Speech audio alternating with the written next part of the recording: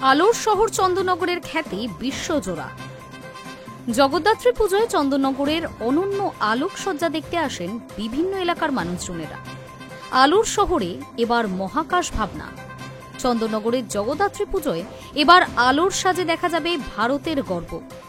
প্রতি বছর জগদ্ধাত্রী পুজো ঘিরে আলোর মায়াজালে মোড়া এই শহর এবারে এক বিশেষ ভাবনাকে আলোকিত করতে চলেছে।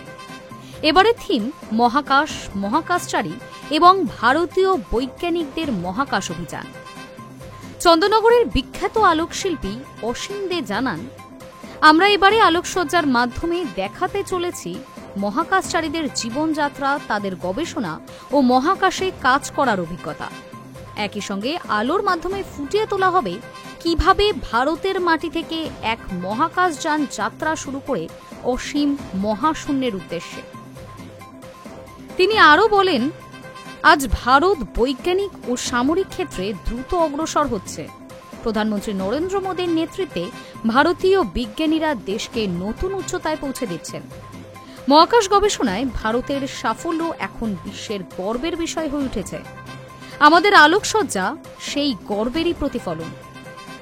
চন্দননগরের এবারের আলোকসজ্জা তাই শুধু শোভা নয়, পুজোর সাজের পাশাপাশি বিজ্ঞান, প্রযুক্তি ও দেশের গর্বের প্রতীক হয়ে উঠতে চলেছে এই আলোকসজ্জা। চন্দননগর দেখতে চলেছে আলোর ভাষায় বলা এক মহাকাশ কাব্য। High news network.